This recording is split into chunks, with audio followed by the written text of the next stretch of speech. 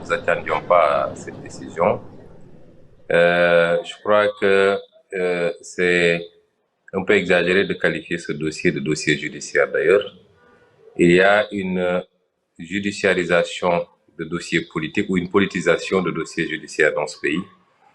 Et ce dossier n'en fait pas exception. C'est un dossier strictement politique, un complot qui a été ourdi contre ma personne, un complot grossier d'ailleurs. Et c'est en cela que nous ne comprenons pas qu'un juge d'instruction, si on peut l'appeler comme ça, puisse renvoyer ce dossier en audience, en jugement. Alors, vous avez dit que vous avez finalement décidé de vous rendre à cette confrontation avec mademoiselle Adji Sarr après que plusieurs de vos partisans et d'autres membres de la société civile vous ont demandé de déférer disons, à cette convocation. La question qu'on se pose maintenant, irez-vous au procès si procès il y a? Non, je n'ai pas dit que des partisans et des membres de la société civile m'avaient demandé de me rendre à ce procès. J'ai dit que beaucoup de partisans, beaucoup de citoyens sénégalais disaient que je ne devais pas me rendre à cette convocation. J'ai voulu donner des gages de respect des institutions et je m'y suis rendu. Pour la suite, je crois qu'il est prématuré de vous dire ce que nous ferons. Nous discutons avec tous ceux qui sont autour de nous, que ce soit les avocats, mais également les parents, les militants et les sympathisants. Mais ce que je puis vous dire, c'est que nous considérons avoir suffisamment donné comme gage à l'institution judiciaire, mais que nous n'avons reçu en retour qu'une politisation d'un dossier avec un objectif très précis. Vous savez que dans 13 mois, il y a une élection présidentielle au Sénégal. Vous l'avez rappelé vous-même à l'entame, je suis candidat à cette élection présidentielle. Et vous savez également que nous faisons partie des acteurs les mieux placés aujourd'hui pour remporter cette élection présidentielle. Nous avons un président de la République qui est là depuis 10 ans, qui doit faire son deuxième et dernier mandat, qui n'a plus le droit à candidater, mais qui nous a habitués à une méthode qui est d'utiliser la justice, d'instrumentaliser la justice pour éliminer des adversaires politiques. Monsieur Sonko, vous dites que ce procès est politique. Est-ce la raison de ce rassemblement que vous avez organisé ce week-end dans la banlieue dakaroise avec ce meeting de Keur Massar? Est-ce que, autrement dit, vous avez décidé d'apporter une réponse politique à cette affaire? Évidemment, je préciserai d'abord que ce meeting avait été prévu avant même que le juge rende son ordonnance. C'est la semaine dernière que nous avions décidé d'organiser ce meeting et qui s'inscrit dans le cadre de nos activités politiques ordinaires et que nous avions en conséquence déposé pour les formalités administratives. L'ordonnance du juge est intervenue 4 ou 5 jours plus tard et nous ne préjugions pas que l'ordonnance allait échoir et qu'il allait comporter les termes qu'elle comporte. Ceci dit, depuis le début de cette affaire, nous avons toujours apporté une réponse politique. Nous avons toujours dit que c'est un dossier politique avec l'instrumentalisation de la justice sénégalaise. Et nous avons toujours apporté une réponse politique. Rappelez-vous, il y a 2 ans, nous avons appelé les Sénégalais à dire non. Et nous avons assumé d'appeler les Sénégalais à dire non et à faire face à cette énième tentative de Macky Sall d'éliminer des adversaires politiques en instrumentalisant la justice. Mais pire encore, cette fois-ci, en complotant et en entraînant toute la hiérarchie dans ce complot-là. Dans ce complot, on a cité des autorités, de hautes autorités de la gendarmerie. J'ai parlé du procureur tantôt. Le juge d'instruction vient de s'ajouter à cela. Il y a des avocats qui ont été cités, impliqués, avec des preuves. Et c'est pour cela que j'avais très tôt appelé les Sénégalais à faire barrage et à dire non. Aujourd'hui, je maintiens ce que je vous dis. Nous allons continuer à apporter une réponse politique à ce dossier parce qu'il est simplement politique, il n'a rien de judiciaire. Alors, Monsieur Sonko, la situation politique au Sénégal est bien évidemment tendue. À 1 an de la présidentielle, le Sénégal a connu par le passé des crises politiques qui ont quand même fini autour d'une table, avec souvent l'intervention de régulateurs sociaux comme les chefs religieux. Qu'est-ce qu'il faut aujourd'hui pour une décrispation, un dégel de la situation?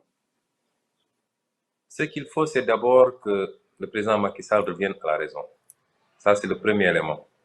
Parce que si le Sénégal, par le passé, a pu régler ses problèmes par l'intermédiation de ce que nous appelons ici, les régulateurs sociaux, c'est parce qu'on avait des hommes d'État qui prenaient de la hauteur. Le président Senghor avait une adversité que tout le monde connaissait avec Abdoulaye Wade, par exemple, mais il discutait avec Abdoulaye Wade et il parvenait à trouver des solutions. Le président Abdou Diouf a eu des relations très heurtées avec Abdoulaye Wade, l'a même amené en prison à plusieurs reprises après les élections, après les manifestations et des morts d'hommes, mais a toujours trouvé le moyen de négocier, de discuter avec le président Abdoulaye Wade, au point même de l'admettre dans son gouvernement, si vous vous rappelez. Le président Abdoulaye Wade a eu des relations très heurtées avec son opposition, mais a toujours su prendre de la hauteur. Et aucun de ces trois présidents n'a jamais empêché un candidat de pouvoir compétir. C'est avec Macky Sall pour la première fois qu'on a vu un président qui choisit ses adversaires, qui dit tel sera candidat, tel ne le sera pas. Et pour cela, c'est une stratégie qui a été bien élaborée. Il a fallu d'abord qu'il modifie le code électoral pour y inclure des clauses d'inéligibilité en cas de condamnation, pour ensuite fabriquer des dossiers et utiliser la justice pour condamner les candidats et ensuite invoquer ces clauses d'inéligibilité, ce qui est inacceptable. Il faut que le président Macky Sall revienne à la raison. Aujourd'hui, le Sénégal est à la croisée des chemins. Si vous lisez le dernier rapport du département d'État américain sur les droits humains au Sénégal, il y est carrément dit que les droits humains sont bafoués au Sénégal et que les morts, les jeunes qui ont été tués lors des manifestations de 2021, au moins les 10 ont été tués par les forces de Macky Sall. Ça, c'est clair. Et si vous lisez le dernier rapport également du rapporteur des Nations Unies sur les droits humains et de l'instance des Nations Unies qui s'occupe des détentions arbitraires et des exécutions extrajudiciaires, tous ces organes ont épinglé le Sénégal sous Macky Sall pour des exécutions extrajudiciaires, pour des emprisonnements injustifiés de leaders d'opposition et de la société civile, pour des interdictions de manifestation à tout moment. Donc, quand un président de la République se comporte de cette manière et ensuite qu'il fasse le tour des chancelleries et des organisations internationales pour dire que son opposition est une opposition violente, une opposition anti-républicaine, une opposition qui serait contre les intérêts occidentaux, toutes choses qui sont totalement fausses, et tout le monde le sait. Pour que des régulateurs sociaux maintenant puissent intervenir, il faut que ce président-là revienne à la raison d'abord. C'est extrêmement important. Nous sommes pour la paix. Nous sommes des hommes de paix. Et la preuve, nous sommes régulièrement agressés. Aujourd'hui, on a plus de 20 jeunes qui sont arrêtés de manière arbitraire. On a eu plus de 20 personnes qui ont été assassinées depuis 3 ans. Mais jusqu'à présent, on garde le calme. Et Dieu sait que nous avons suffisamment de popularité pour appeler à faire face à Macky Sall. Qu'attendez-vous aujourd'hui de cette communauté internationale dans le cadre de cette crise? Vous pensez qu'elle s'intéresse assez à ce qui se passe au Sénégal? Je n'en sais pas grand-chose pour dire vrai, mais je pense que nous sommes dans un monde très ouvert. Et la communauté internationale doit s'intéresser à ce qui se passe au Sénégal et en Afrique de manière générale, mais de manière équilibrée. Elle doit écouter toutes les parties. Ce que l'opposition sénégalaise déplore, c'est que nous n'avons pas souvent de contact avec cette communauté internationale. C'est comme si nous étions de pestiférés. Elles écoutent exclusivement la version du régime de Macky Sall. Elle s'entretient avec le régime de Macky Sall. Elle rencontre le régime de Macky Sall. Mais vous ne pouvez pas avoir une situation comme celle du Sénégal où aujourd'hui l'opposition est majoritaire. Rappelez-vous que lors des dernières élections, le Macky Sall et sa coalition n'ont eu que 46% des voix. Et l'opposition en a eu 54. Donc quand une opposition est majoritaire dans un pays, je crois qu'elle mérite un peu plus d'écoute et de considération de la part de cette communauté internationale. Alors, justement, pour rester un peu dans ce cadre, sur le plan régional, la situation régionale est assez difficile, notamment sur le plan sécuritaire. Je sais que vous êtes assez critique à l'égard de l'organisation régionale CEDEAO. Vous pensez que la CEDEAO peut aussi jouer un rôle au Sénégal? J'en doute fort. J'en doute fort parce que la CEDEAO me semble être devenue un syndicat de chefs d'amis, une histoire de copains-copains, et ne s'attaque pas aux vraies questions. Quand je vois la CEDEAO prendre un certain nombre de résolutions contre les coups d'État, alors que la CEDEAO n'ose pas s'attaquer aux causes des coups d'État, les manipulations constitutionnelles pour avoir des 3e mandats ou des 4e mandats, les mandats à vie, la malgouvernance les détournements de deniers publics qui finissent par frustrer les populations à tel point qu'elles se soulèvent. La CEDEAO n'ose pas s'attaquer à ces questions-là, mais elle se préoccupe plutôt de la protection des présidents les uns les autres pour qu'ils ne soient pas éjectés du pouvoir. La CEDEAO n'intervient pas suffisamment dans le processus électoral. Elle fait semblant de venir superviser des élections. Moi, il y a 4 ans, lors des élections présidentielles, j'avais tout bonnement refusé de recevoir la CEDEAO parce que je considérais qu'elle vient souvent pour valider simplement les hold-up électoraux qu'on connaît dans nos pays. Je ne pense pas Alors, que la CEDEAO... Vous êtes candidat à la présidentielle. Si vous remportez les prochaines élections, quelle sera un peu votre relation avec cette CEDEAO, qui a quand même un organisme disons, d'intégration? Oui, si je dis ça, tout ce qui se fait dans la CEDEAO n'est pas mauvais. Je dis que sur le plan politique, il y a un problème par rapport à ce qui se fait au niveau de la CEDEAO. Et si j'étais président du Sénégal, le Sénégal est membre à part entière de la CEDEAO, nous continuerons à l'être, mais en exposant notre vision. C'est pas parce qu'on critique une institution qu'on en sort, mais on se battra pour dire que nous ne sommes pas d'accord avec telle ou telle chose. La preuve, au sein de la CEDEAO, il y a des présidents qui, le président nigérien par exemple, M. Bazoum, continue à dire ouvertement son opposition aux manipulations constitutionnelles au 3e mandat. Pourtant, la CEDEAO laisse faire souvent, mais il est membre de la CEDEAO. Donc, il y a beaucoup de bonnes choses qui se font et qu'il faut continuer à faire sur le plan économique. Par exemple, la CEDEAO doit accélérer même le processus d'intégration, aussi bien au niveau du marché, au niveau de la création d'une monnaie souveraine, mais également au niveau d'un certain nombre de politiques communes au niveau sur le plan international. Par exemple, que la CEDEAO ait refusé de signer l'accord de partenariat économique qui aurait été un désastre pour nos pays parce que nous ne sommes pas encore préparés, nous ne pouvons pas compétir à armes égales avec une zone comme l'Union européenne pour signer un accord de partenariat économique. Donc il y a de bonnes choses, il y a d'autres qui le sont moins. Et si nous étions présidents du Sénégal, c'est de venir continuer à travailler pour améliorer les bonnes choses, mais se battre aussi pour apporter des changements sur les autres considérations. Et vous m'avez tendu la perche, M. Ousmane Sonko, pour ma dernière question. La question monétaire, le Sénégal et le CFA, le Sénégal devrait rester dans la zone CFA si vous étiez élu? C'est l'idéal. Le Sénégal doit rester dans une zone monétaire qui épouse nos options en matière d'intégration. Et ça veut dire que ça doit aller au-delà de l'UEMOA.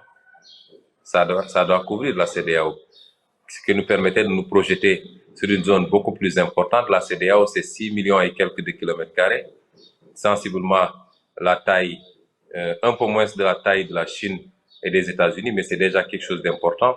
Ce serait immédiatement plus de 400 millions d'habitants, donc un marché que nous aurons, et avec toutes sortes de potentiel économique en termes de ressources naturelles et autres. Si aujourd'hui on réussissait le pari de la bonne gouvernance dans tous les pays, évidemment, on ne peut pas se lever et aller vers une convergence parfaite. Des critères de convergence ont été élaborés sur l'inflation, sur la croissance, sur les ratios de recouvrement fiscal, ainsi de suite.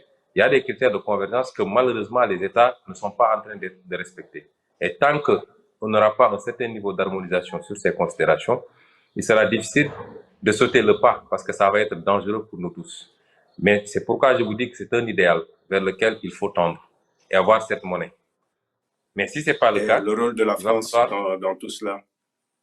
Oui, j'y viens. Je dis que si c'est pas ça, il va falloir examiner d'autres possibilités qui vont de regroupement beaucoup plus harmonieux entre des pays qui ont un certain nombre d'éléments en commun et qui acceptent de faire les efforts qu'il faut, avoir des regroupements un peu plus petits et aller progressivement. Vous savez, les États-Unis d'Amérique ne se sont pas construits en un jour.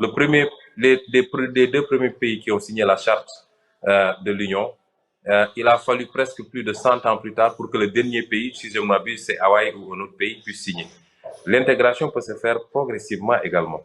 On n'est pas tenu de le faire d'un seul coup si certains pays ne sont pas prêts. Je donne un exemple de la CEDEAO. À lui seul, il doit peser peut-être plus de 60% ou peut-être 80% même. Mais le Nigeria est très en retard sur des ratios comme la maîtrise de l'inflation, sur beaucoup d'autres éléments. Si on s'engouffrait dans une monnaie unique sans que ces questions-là soient au préalable réglées, ça peut être un désastre pour nous. Et c'est pourquoi je dis, ça c'est l'idéal, il faut tendre vers ça. Si c'est pas le cas, travaillons à des hypothèses de rassemblement beaucoup plus petits et aller progressivement. Chaque pays qui travaillerait et qui serait prêt pourrait simplement déposer sa demande d'adhésion qui fera l'objet d'un examen et sera validée en conséquence. Si c'est pas possible, maintenant, chaque pays individuellement appréciera par rapport à ses intérêts et par rapport à ce qu'il fait. Parce qu'aller dans un cadre communautaire, c'est important pour construire une puissance. Mais ce n'est pas forcément dans un cadre communautaire qu'on peut se développer. Vous avez de très petits pays qui ne sont pas dans des cadres communautaires et qui sont aujourd'hui extrêmement développés. Donc, il ne faut pas qu'on confonde les deux. Après, pour moi, la monnaie, c'est une question de souveraineté. Nous devons avoir notre monnaie. Mais est-ce que vous pensez, M. Dia, on est indépendant depuis 60 ans. On dit qu'on peut développer, qu'on peut élaborer nous-mêmes notre politique en matière de santé, en matière d'éducation, en matière d'agriculture, en matière de ceci et cela. Mais que nous sommes incompétents ou immatures pour gérer notre monnaie. Et nous l'acceptons. La monnaie est une question de souveraineté. Nous devons de manière autonome nous approprier notre monnaie, avoir nos propres institutions, la garantir par nous-mêmes et y exclure toute entité qui ne fait pas partie, soit si c'est des monnaies nationales de nos pays ou si c'est des monnaies communautaires de la communauté. Ça, c'est impératif. Et nous considérons aujourd'hui qu'il est plus qu'urgent que dans l'espace CEDEAO ou individuellement dans nos pays, nous réfléchissions à cela parce que le franc CFA présente les inconvénients qu'on vous a toujours donnés. Il est surévalué.